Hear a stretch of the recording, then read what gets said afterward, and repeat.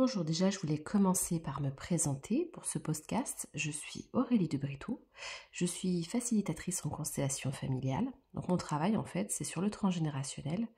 Mon rôle en fait est d'identifier l'origine de vos problèmes, de les débusquer et de vous aider à vous en libérer. Avec votre participation bien sûr, moi je vous guide. En fait dans ce sens je vous facilite la vie. Donc dans cette vidéo, on va approfondir un thème et un sujet. Là, on parle de l'auto-sabotage et comment il interfère dans nos relations amoureuses et nos relations de travail. Donc avant cela, j'aimerais vous faire remarquer l'importance de votre participation. Je voudrais remercier tous ceux qui sont abonnés à la chaîne et pour tous ceux qui ne l'ont pas encore fait, je vous encourage à le faire si cette vidéo vous intéresse et le sujet est partagé. Donc comme ça, vous pourrez faire partie en fait de cette communauté qui commence à grandir. Et comme ça, chaque personne interreliée va pouvoir faire évoluer cette chaîne petit à petit.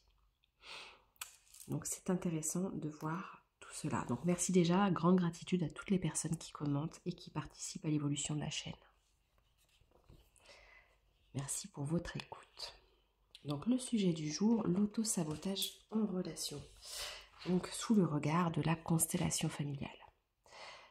Donc c'est quoi l'auto-sabotage finalement ?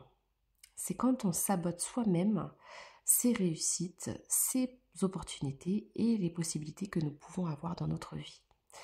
Ça peut être saboter justement ses relations amoureuses. Et en fait, parfois, caché sous le niveau de l'eau, la plus grosse partie de l'iceberg, en fait, ce sont des peurs inconscientes qui finalement peuvent prendre le contrôle de notre être et nous faire des choses improbables. Donc, qu'est-ce qui se trouve en dessous de la partie de l'eau, de la partie visible? On trouve souvent la peur de réussir. Il y a aussi la peur de mériter de bonnes choses dans notre vie et la peur de faire surtout mieux que nos parents, nos grands-parents ou des membres de notre lignée familiale. On peut avoir l'impression que si nous réussissions sur des sujets où ils n'ont pas réussi, nous trahirions en fait leur confiance en se faisant passer pour quelqu'un de mieux qu'eux. On a l'impression de trahir dans ce cas, de manière inconsciente, la loyauté familiale qui nous fait en fait rester sous la surface de l'eau et justement dans les échecs. Mais comment réussir là où les personnes que nous aimons ont échoué? C'est peut-être le contraire en fait qu'il faudrait faire. Grâce aux constellations familiales, on peut comprendre ce qui se passe en dessous de l'eau, en dessous du niveau de l'eau, et ainsi commencer à voir les choses qui s'y produisent et pourquoi on s'auto-sabote, pourquoi on détruit à chaque fois toute opportunité de bonheur, pourquoi on peut détruire à chaque fois nos relations amoureuses quand elles peuvent réussir. Dans ce podcast, nous allons approfondir un petit peu tous ces gestes inconscients pour comprendre la dynamique contraire qu'il serait bien en fait de mettre en place. Donc le contraire, qui pourrait être vraiment bénéfique, ce serait qu'on libère ces peurs, toutes ces peurs sous-jacentes, qui en fait nous font procrastiner, stagner ou carrément rater notre cible, enfin la cible qu'on voudrait avoir, qui est le bonheur, qui est être heureux en amour, qui est le fait de réussir une entreprise prospère ou nos relations. Et finalement, pourquoi on a peur de réussir ? Qu'est-ce qui est si effrayant dans l'idée de réussir ? Si on réussit là où nos aïeux ont raté, on peut avoir l'impression qu'on se sent supérieur à eux. On peut avoir l'impression aussi que du coup on ne fait pas partie vraiment de leur lignée et que par loyauté inconsciente, pour appartenir à cette lignée familiale, on veut faire comme eux, tant que ça n'a pas été vu et reconnu. Le risque, c'est que finalement on va se reconnaître comme une lignée de ratés, une lignée de gens qui n'arrivent pas. Et puis le problème surtout, c'est que quand c'est des gestes inconscients, des fois c'est tellement des mécanismes de défense qu'on ne s'aperçoit même pas qu'on s'auto-sabote. On va dire « Oh là là, la vie est difficile, les choses ne se produisent pas, les opportunités c'est jamais pour moi ». On peut rester un petit peu dans ce rôle de Calimero où on se victimise. Et pourtant, c'est bien ces loyautés inconscientes qui vont nous faire rater vraiment plein d'opportunités. Alors ça peut être nettoyé et libéré en constellation familiale. Alors l'avantage de comprendre ces choses sous-jacentes, c'est qu'on peut réinterpréter ce que notre inconscient a compris. Au final, qu'est-ce qui serait pire que de rater? Imaginons que nous réussissions nos objectifs, que nous réussissions nos relations amoureuses. Qu'est-ce qui pourrait se passer en fait? Alors, on va réorienter notre façon de penser. Comme, comment dire, reprogrammer un petit peu au niveau cellulaire ce qui se passe dans notre inconscient. Qu'est-ce qui pourrait réussir? Imaginons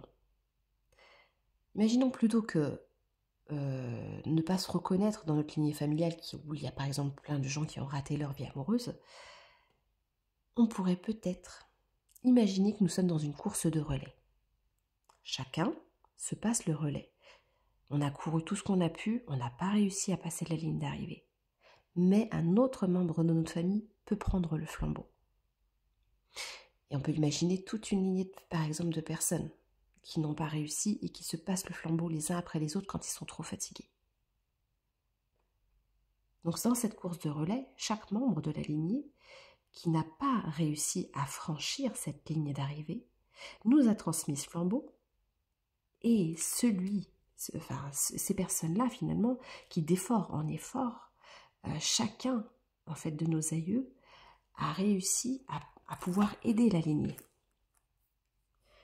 En fait, cette aide de la constellation familiale va nous servir de tremplin, d'accélérateur de vitesse, pour finalement fournir l'énergie nécessaire à la transmutation de toutes ces idées reçues, de non-droit au bonheur, de schémas d'échecs répétitifs, de schémas de non-accession en fait à tout ce qui est prospérité, amour, etc. quoi. Donc, en fait, cet élan, cette force, cette fougue peut se passer d'effort en effort, d'aïeul en aïeul, de grands-parents, arrière-grands-parents, à parents, et jusqu'à nous. Si en fait, on arrive à nous-mêmes, en faisant une constellation familiale, à libérer ces pensées limitantes et à passer ce cap, à fouler le sol de la réussite et couper ce ruban, pour traverser en fait cette épreuve, on peut aller jusqu'à la ligne d'arrivée, et emmener toute notre lignée justement, avec le flambeau de notre famille. Donc pour toutes celles-ci, comme un étendard qu'on porte sur le dos et qui fait passer ce cap à toute l'équipe. Enfin, plus une personne de la lignée ne serait perdant. Au contraire, on transformerait ceci en succès gagnant pour toute la lignée familiale qu'on pourrait partager tous ensemble. Donc rater ces relations amoureuses parce que Tata Germaine avait raté son couple et était restée en relation même si elle était toxique parce que l'arrière-grand-mère avait pensé que c'était mieux ainsi, que de toute façon, dans la lignée familiale, personne ne réussissait à maintenir une relation amoureuse sérieuse et saine, et bien finalement, c'est pas la bonne façon de penser. Donc plutôt que de s'auto-saboter, s'empêcher de passer cette ligne d'arrivée en se disant comme ça je suis une ratée comme Tata Germaine, ou j'ai raté mon amour comme telle personne ou telle personne de notre famille, hein, c'est des exemples. Ou comme tonton Robert, ou l'arrière-grand-père aussi, Louis, on a fait par loyauté, reproduire toujours ses échecs, ses pertes. Cette fois-ci, on voit ce qui s'est passé dans la lignée familiale, on comprend, on le reconnaît, on l'intègre, et de cette manière, on va pouvoir faire passer la ligne d'arrivée à toute la lignée familiale. Donc en fait, notre succès, c'est pas que le nôtre, c'est celui de toute la lignée familiale. Donc en fait, en transmutant ceci, on change la donne. On passe la ligne et on monte sur le podium. Et en fait, sur le podium, on a l'étendard de toute la famille. On a le blason familial sur le dos qui représente tout le monde. Donc le succès finalement va passer pour toute la famille. Et dans ce succès-là, on devient en fait un succès global du système, de la famille, de tout le monde. De cette famille, de cette sorte-là, on ne renie pas en fait notre appartenance au groupe. Alors que c'est ce qu'on croyait de manière inconsciente dans nos pensées limitantes, que si on réussissait alors que là où les autres ont échoué, que finalement on n'était plus en appartenance à notre famille, à notre groupe. Que là, l'inverse se produit grâce à cette constellation familiale, à cette façon de libérer les choses. On va comprendre qu'en fait, c'est grâce à la force et au courage de chaque membre de la famille que chaque pas qu'ils ont couru dans toute cette course pour nous transmettre ce flambeau va permettre à tout un chacun dans notre lignée d'être vivant aujourd'hui et de pouvoir montrer cet étendard sur ce podium. En fait, chaque membre a son rôle à jouer. Donc avec courage, détermination. Pour que nous puissions vivre, il faut savoir que pour qu'une personne, un être humain, puisse venir au jour, il faut se rendre compte qu'il a fallu 2 parents de chaque côté. Donc pour vous, un père, une mère. Mais pour votre père, aussi un père, une mère. Pour votre mère, aussi un père, une mère. Et vous montez comme ça, comme des branches d'un arbre, qui à chaque fois se divise en deux et en deux. Et à la fin, vous vous rendez compte que pour un seul être humain, il a fallu beaucoup de force, de gens qui osent vivre la vie, lutter dans leur vie, réussir des exploits, rater aussi des choses. C'était nécessaire, c'est un tremplin. Il faut le voir comme ça. Donc l'autosabotage qu'on faisait, par peur, par loyauté, qu'on se transmettait de génération en génération, peut se transformer en réussite.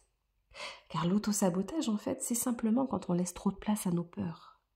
Quand on laisse trop de place à cette pensée limitante que nous ne sommes pas à la hauteur, qu'on n'est pas légitime de réussir, par exemple. On peut avoir une peur totalement inconsciente qu'on ne mérite pas le bonheur ou qu'on n'est pas légitime à justement obtenir cette réussite.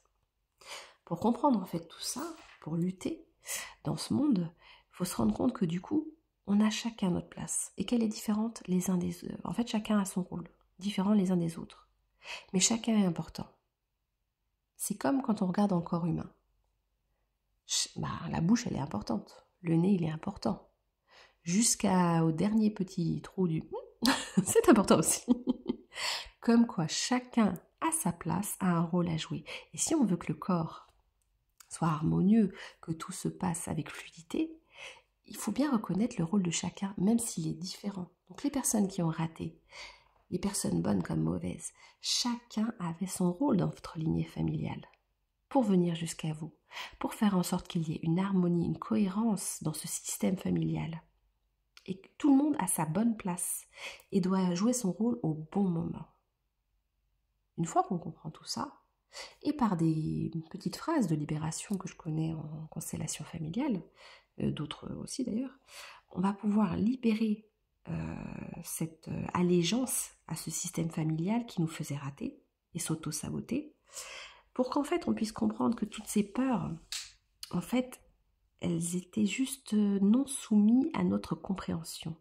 Et que finalement, si on les appréhende, si on les accepte, si on les interprète et qu'on les laisse nous traverser, on va pouvoir en fait se sentir en appartenance à notre groupe, mieux compris, car chacun a son rôle justement, même le vilain petit canard, même le petit Calimero, chacun a son rôle. Donc en fait, on va comprendre que nous faisons partie, que nous sommes loyales, nous faisons partie de ce système familial, ou de ce système familial de famille d'âme ou autre, et qu'en fait, chacun peut être vu et reconnu à sa juste place, avec son rôle qui a une importance capitale. Donc tout ceci, tout ce travail est de faire passer au conscient, de conscientiser pour comprendre et déconditionner les informations que nous avions encodées en nous. Car souvent, en fait, c'est l'interprétation qui n'est pas bonne. C'est la façon de l'ancrer dans la matière qui n'est pas bonne. Car l'autosabotage, c'est juste de se faire à chaque fois un croche-pied à soi-même et de rater le but. Parce qu'il y a tout ça, toutes ces loyautés inconscientes derrière, toutes ces peurs. Et quand on ne se sent pas légitime, on peut se dire, mais justement, chaque membre de la famille, comme la bouche, comme le nez ou autre, est nécessaire pour qu'il y ait une harmonie. Donc en fait, chaque membre de la famille a couru une partie de la course, une partie de cette course de relais, pour nous mener à la victoire. Ils nous ont passé ce flambeau. À nous de savoir qu'est-ce qu'on fait. Est-ce qu'on s'arrête en plein milieu de la course et on se dit, je vais me faire un croche-pied pour tomber en plein milieu et avoir raté? Ou est-ce que, au contraire, on s'en sert comme tremplin, qu'on se dit, je suis peut-être fatiguée, mais mon grand-père, mon arrière-grand-père, tout le monde a couru pour que je vienne ici, et qu'on s'en sert de force, de levier pour aller de l'avant. Une fois qu'on est passé avec cette force, on peut passer la ligne d'arrivée. Passer la ligne d'arrivée pour enfin monter ici sur ce podium. Et on sera totalement légitime, même si on n'a couru qu'un 10e de la course, car chaque membre est légitime et a couru la partie qui lui était attribuée finalement. Donc nous appartenons à ce groupe, à cette famille, à ce système, et même si on est tous très différents les uns des autres, on est tous utiles. Quand on comprend cet auto-sabotage qui n'est que finalement ces peurs inconscientes qui nous font, par exemple, rater l'heure du réveil pour passer un examen, ou qui nous font casser, par exemple, une relation parce qu'on a peur que la personne nous quitte, ou parce qu'on a des blessures aussi, parce qu'il y a des blessures qu'on a nous-mêmes, comme les 5 blessures de l'âme, ça sera mes prochains podcasts d'ailleurs, comme la blessure par exemple de trahison, qu'on peut porter de génération en génération. Si Tata Hélène s'est fait trahir, il se peut qu'on se mette avec quelqu'un qui va nous trahir. Si on a cette peur, on va la créer dans la matière. Et peut-être que la personne ne nous a même pas trahis, mais qu'on l'a interprété comme ça. Et que du coup, on va rater. Mais il y a une autre façon de s'auto-saboter. Il se peut aussi qu'on se mette dans des relations où il n'y a pas de passion. Dans des relations, ce qu'on appelle lambda, où en fait, c'est parce qu'on a peur d'être seul qu'on rate le but. Et le but finalement en amour, c'est quoi? C'est peut-être simplement d'être heureux, d'être avec la personne qui nous correspond vraiment, avec qui on peut se sentir bien, qui peut correspondre à une âme sœur, à une flamme jumelle ou à quelqu'un avec qui vraiment on se sent en harmonie. Et parfois, par auto-sabotage, on peut se mettre dans des relations qui ne nous correspondent absolument pas. Donc ces relations qu'on peut appeler karmiques, où on peut se mettre avec quelqu'un qui est par exemple toxique. Ça peut être un pervers narcissique, ça peut être un vampire énergétique, ou quelqu'un qui est juste absolument pas en accord avec nos valeurs, en accord avec qui on est. Quelqu'un qui n'est pas en accord avec notre façon de vivre, notre façon d'être libre. Donc quelque part, cette forme d'auto-sabotage, c'est de s'emprisonner dans des relations qui ne nous correspondent pas, qui ne nous font pas vibrer, et qui sont éteintes au niveau relationnel, qui sont éteintes au niveau de l'amour. Parce qu'en fait, c'est des relations, on va passer des années avec quelqu'un, mais on l'aime pas. Et au final, ça nous apporte rien. C'est creux. On se sent vide. On se sent comme en prison. Donc là, c'est clairement de l'auto-sabotage. Et il se peut que ce soit parce que justement, plusieurs membres de notre famille n'ont pas eu le droit d'être en relation épanouie. À l'époque, il y avait souvent des mariages arrangés pour l'argent ou pour des titres de propriété ou des choses comme ça. Et donc, dans nos aïeux en tout cas, il y a eu souvent un peu une non-liberté de choix des partenaires. Donc si on ne comprend pas et si on ne le libère pas en constellation familiale, le souci c'est qu'on risque de reproduire ça. Si dans cette vie, en plus, on a une des 5 blessures de l'âme, que ce soit la blessure de trahison qu'on peut porter pour nous dans cette vie, dans nos vies passées, ou dans notre lignée familiale, parfois les 3, eh bien, on va reproduire toujours le même schéma répétitif qui va, en fait, nous auto-saboter en amour. Voilà. Ça peut être pareil après au niveau du relais, ça peut être pareil au niveau du travail si jamais on crée des sociétés qui ne fonctionnent pas ou des choses comme ça. C'est aussi souvent des mémoires à libérer dans le transgénérationnel. Il faut savoir qu'en amour, il peut avoir aussi des blessures d'injustice. Par exemple, si on se sent obligé de devoir épouser quelqu'un parce que pour raison X ou Y, ou parce qu'il est malade, ou parce que du coup on se sent en sacrifice. On peut avoir la blessure de sacrifice aussi. C'est un auto-sabotage. Hein. On peut avoir également l'impression aussi de non mériter le bonheur, donc de rester bloqué dans quelque chose qui ne nous enrichit pas, ne nous nourrit pas. Il y a des relations vraiment où des fois on voit des couples qui sont ensemble alors qu'il n'y a plus rien, quoi. Et c'est visuellement remarquable. Dans l'énergie que dégage le couple, on se rend compte de ça. Donc en fait, il va falloir repérer quel schéma, ça c'est individuel, on ne peut pas le faire en général, quel schéma répétitif. Si c'est une des 5 blessures de l'âme, blessure d'abandon, si on a déjà vécu une blessure d'abandon, donc en ricochet dans nos relations amoureuses, on va reproduire cette blessure d'abandon, ou de rejet de la naissance. Ça peut être l'injustice, le rejet, l'humiliation, enfin les 5 blessures de l'âme, en fonction aussi de la grossesse qu'on a pu avoir, comment s'est passée la grossesse de notre mère quand on était dans son ventre. Il peut aussi avoir des répercussions sur notre vie après. Donc il y a tout ceci, tout ce package transgénérationnel, toutes ces mémoires, tout cet ADN codifié en nous qu'il faut réussir à libérer pour pouvoir être heureux dans ces relations. Il faut savoir que pour être heureux dans ces relations amoureuses, il faut déjà être heureux seul avec soi-même. Il faut déjà réussir à trouver l'amour de soi, car on ne peut pas bien aimer les autres si on ne s'aime pas soi-même. Donc c'est très important de travailler sur ces 5 blessures de l'âme aussi, pour pouvoir libérer un petit peu ces mémoires, on peut le faire en constellation familiale, libérer ces mémoires qui nous entravent de réussir et qui nous auto-sabotent. Voilà l'importance de ne pas s'auto-saboter. Donc je vous remercie. Si vous avez apprécié cette vidéo, n'hésitez pas à liker, à commenter, à partager. Merci beaucoup et je reviendrai vers vous pour d'autres podcasts. Je suis Aurélie de Brito, je mettrai dans les commentaires mes coordonnées. Bonne journée, au revoir.